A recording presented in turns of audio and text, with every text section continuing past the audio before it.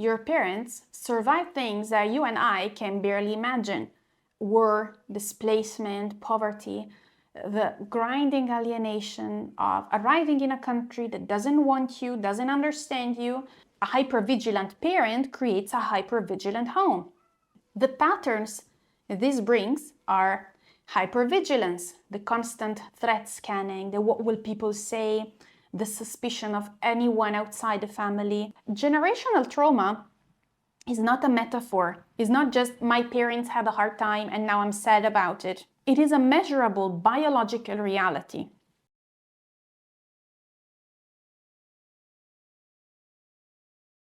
For many of you, your parents survived things that you and I can barely imagine. War, displacement, poverty, the grinding alienation of arriving in a country that doesn't want you, doesn't understand you, and expects you to be grateful for the opportunity to be maybe safe but invisible. Yet they made it through.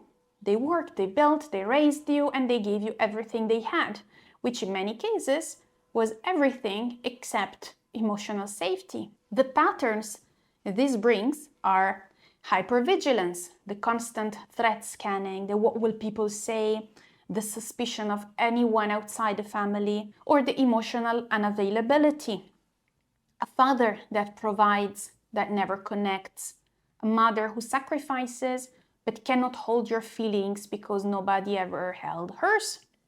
Or the obsession with status, the degree, the career, the marriage CV, because in their world, status was the difference between survival and destruction. Or the suppression of emotion, because where they came from, feelings were a luxury. You maybe understand why they are the way they are. You have compassion for their journey, but understanding why doesn't stop the damage from arriving in your body, in your relationships, in your inner life. Generational trauma is not a metaphor. It's not just my parents had a hard time and now I'm sad about it. It is a measurable biological reality. When a human being lives through prolonged threat, such as war, displacement, persecution, poverty, their nervous system adapts. The stress response system becomes permanently, or for a very long time, recalibrated. So cortisol levels shift, the amygdala, which is the brain's alarm center, becomes hyperactive. The prefrontal cortex, which is the part of the brain responsible for calm reasoning and emotional regulation, gets less blood flow, less development, less capacity to override the alarm. But this is adaptive because in a war zone, you need a hair trigger alarm system. You need to be scanning for threats constantly. The nervous system is doing its job, which is keeping you alive under terrible conditions. The problem is that these adaptations don't switch off when the war ends. They persist. And here's the part that changes how we think about this. Research in epigenetics shows that trauma can alter the expression of genes related to stress response, and that these alterations can be passed to the next generation. And this is not done through stories or modeling alone, but through biology. And then on top of the biology comes the environment. A hypervigilant parent creates a hypervigilant home. A parent who suppresses emotion teaches the child, without ever saying a word, that emotions are dangerous. A parent obsessed with control produces a child who either mirrors the control or rebels against it in ways that are equally dysregulated. So the trauma passes through both channels simultaneously, through the body's biology and through the family's relational patterns. This is why you can grow up in a peaceful suburb with a full fridge and a safe school and still carry the nervous system of someone who lived through a catastrophe. Because in a real sense, your body did. Now, let's look at this through the Islamic lens, because the tradition understood something about how patterns are transmitted that neuroscience is only recently confirming. Al-Ghazali describes the formation of akhlaq, character, as arising from two sources. The first is inherent disposition, your innate temperament, your raw material. Some people are constitutionally more prone to fear, others to anger, others to calmness. The Prophet ﷺ said, people are like mines of gold and silver. The raw material varies, is not interchangeable. And the second source is habituation and social modeling. This is really the crucial one. Al-Ghazali writes that repeated behaviors, your own and the ones you absorb through the environment, become what the scholars call malakat, acquired dispositions, so deeply rooted that they feel like a second nature. A malaka starts as a conscious action, becomes a habit, and eventually becomes an automatic trait. It sinks so deep that you don't even notice it anymore. It just feels like who you are. Here is the link to generational trauma. Your parents' survival patterns, the hypervigilance, the emotional shutdown, the control, the obsession with reputation. These were originally adaptive responses, but through years of repetition, they became malakat, stable character traits. And then through modeling and environment, these malakat were transmitted to you. Not as lesson thoughts, but as an atmosphere absorbed, so you breathe them in before you have the capacity to question them. The neuroscience and the Islamic model align here. The body transmits the stress biology, the family transmits the behavioral patterns, and the nafs absorbs both and integrates them into its default setting. You didn't choose any of this. It was installed before you had a say. Incidentally, this is not only true of your parents. It can go back more generations. This is why it's true to say that the Muslim world still has to recover from the colonial trauma. Inshallah, I'll make a longer video about this. But to this problem, there are two responses to this in the Muslim communities, and neither is adequate. The first is respect your parents, be grateful, stop complaining, which dismisses real psychological damage in the name of bir. And I've addressed this in other videos, and the fact that bir is real and important, but it doesn't require pretending that harm didn't happen. The second, your parents are toxic, cut them off, heal yourself. And this imports a Western individualism that severs the relational web that Islam is built on. It treats the parents as villains instead of as wounded people that transmitted what they carried. The Islamic framework offers a third way. It holds two truths simultaneously: that your parents carry wounds that shape their behavior, and their behavior caused you real harm. Compassion and honesty can coexist. You can honor their sacrifice without romanticizing their dysfunction. You can name the damage without demonizing the damaged. Al-Ghazali's principle applies here too. The malakat are acquired, which means they can be reacquired. That's the most beautiful and hopeful message of all. What was learned can be unlearned. What was installed can be replaced. The nafs is not static. I'm saying it so many times on this channel. Character is not destiny. The entire project of Tazkiyah, purification of the self, rests on the premise that the nafs can change. That's the foundation of hope. So what does the actual work look like? The scholars called it riyadah, training, discipline, the deliberate reshaping of the nafs through sustained effort. And the key component of riyadah is mukhalafat al-nafs, going against the grain of the self, doing the opposite of what your default programming demands. If your inherited pattern is emotional shutdown, the riyadah is to practice vulnerability slowly, safely, in relationships where it won't be weaponized against you. If your pattern is hypervigilance, the riyadah is to practice trusting deliberately in small doses, building the new malaka one experience at a time. If your inherited pattern is emotional shutdown, the riyadah is to practice vulnerability in relationships where it won't be weaponized against you. While if your pattern is hypervigilance, the riyadah is to practice trusting deliberately, small doses, building the new malaka one experience at a time. If your pattern is control, the riyadah is to practice letting go and discovering that the world doesn't collapse when you do. This is uncomfortable. It's supposed to be.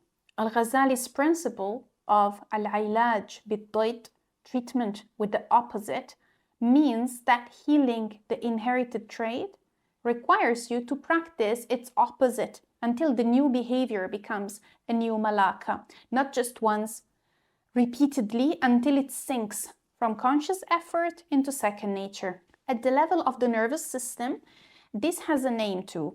It's neuroplasticity. The brain can rewire. New neural pathways can be built through repeated experience. The amygdala's hair trigger alarm can be gradually recalibrated through safe relational experiences. The prefrontal cortex can be strengthened through practices that engage it, reflection, contemplation, the kind of deliberate self-accounting that the scholars call muhasaba. The neuroscience and our tradition converge on this. The nafs changes through practice, and the brain changes through experience. Both require time, consistency, and crucially, a supportive environment. You cannot do this easily alone, which brings us to the most important point. And here's where I want to say something that might challenge you, because everything I've said so far has been about the damage, and the damage is real, but the Islamic tradition doesn't stop at the damage. It asks a harder, more audacious question.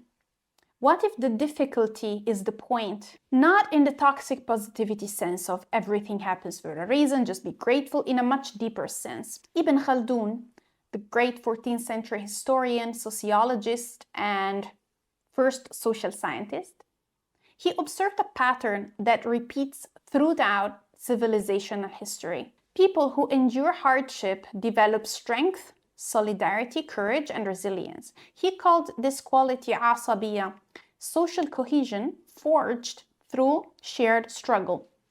And then, when those people achieve comfort and ease, the virtues decay. Within a few generations of prosperity, the character weakens. The discipline dissolves. The society collapses from within. Look at the modern West with this lens. Material comfort at a level unprecedented in human history. And alongside it, epidemic loneliness, epidemic depression, epidemic purposelessness, epidemic addiction, collapsing social trust. Not despite the ease, because of it. When nothing is hard, nothing is forged. When no struggle is required, no virtue is developed. The muscles of the soul atrophy. Now look at your life, at the struggle of being an immigrant child, at the weight of carrying your parents' wounds while building your own life, at the exhaustion of navigating between two cultures, two languages, two sets of expectations, at the difficulty. What if, and I say this knowing that it hurts, but what if that difficulty is the raw material for something extraordinary? Not because suffering is inherently good, that's not our theology, but because the virtues that matter most, sabr, shukr, hilm, tawakkul, courage, compassion, resilience, are forged under pressure. They cannot be developed in comfort. They require resistance, and your life has given you no shortage of resistance. The Prophet ﷺ said that nothing is placed on the scale that is heavier than good character. Your character, your akhlaq, is the thing that ultimately matters. And character is built by people who face hardship and choose deliberately. It is built by people who face hardship and choose deliberately to let it make them better rather than bitter. So what's the purpose if the goal isn't just to stop hurting? What is it? Modern psychology offers you healing, defined as the reduction of suffering. That's a worthy start, but it's a low ceiling. The Islamic tradition offers you something much higher, the transformation of suffering into virtue. Not just surviving your family's trauma, but becoming the person who breaks the cycle and builds something beautiful. This is a heroic vision of life. And I use that word deliberately. The Islamic tradition has a concept called futuwwa, spiritual chivalry. It's the quality of the person who carries heavy things gracefully, who protects others precisely because they know what it feels like to be unprotected, who extends mercy because they understand what it costs when mercy is absent. Futuwwa is not possible without having been tested. The child of immigrant trauma who does the inner work, who processes the inherited pain, rewires the inherited patterns, develops the virtues that their parents couldn't model, and then raises their own children with both strength and tenderness, that person is not just healed, that person is a mujahid of the nafs, as someone whose character was forged in a fire that they didn't choose, but refined every effort they did. This is a much more powerful purpose than I wish I had it easier. But I refuse to just hand this to you as an individual project and say good luck, because our tradition never did that. The nafs cannot be healed in isolation. Al-Ghazali explicitly states that self-awareness often requires an external mirror that can be a guide, a good companion, a community that sees you clearly and holds you accountable with love. And also, you cannot see all your own blind spots. Your inherited patterns are invisible to you precisely because they feel normal. So what we need, what this tradition calls us to build, is a therapeutic community, not a therapy office. A community, a space where people carrying heavy things find two things simultaneously: rest and growth. Rest, because you cannot do the work of Tazkiyah while you're in survival mode. You need to be held first. You need someone to say, I see what you're carrying, put it down for a moment, breathe. That's the Rahma dimension. And without it, the whole project is just another demand on a nafs which is already exhausted. Growth, because rest alone isn't the destination. Once you have been held, once you have caught your breath, the work begins. The riyadah, the mukhalafat al-nafs, the deliberate cultivation of the virtues that replace the inherited wounds. That's the Tazkiyah dimension. Without it, rest becomes stagnation, both, not one without the other. A community that only offers comfort produces dependency. A community that only demands growth produces burnout.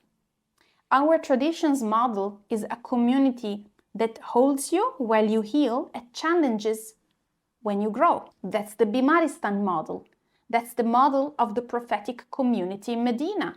That's what we need to rebuild. So if you are the child of immigrants, if you carry patterns that you didn't choose, wounds that you didn't inflict on yourself, a nervous system that was calibrated for a war that you never fought, I want you to know two things.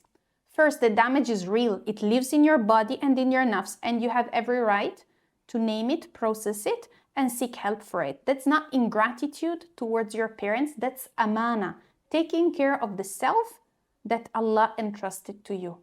Second, and this is the harder, more important thing, the difficulty of your life is not a mistake. The virtues our world needs the most, patience, courage, compassion, resilience, the ability to hold pain without being destroyed by it, these are built-in conditions exactly like yours. Not in comfort, in struggle. You didn't choose this, but you can choose what it makes of you. And if you choose growth, if you choose to do the inner work, to break the cycle, to become the person that your grandchildren look back on as the one who turned the tide, then your life is not a tragedy, it's an act of courage. It's futuwwa. It's the most meaningful thing that a human being can do. This takes courage, real courage. But you come from people who crossed oceans, survived wars, rebuilt from nothing. Courage is in your blood. Now point it inward. And the community, inshallah, will support you in this effort.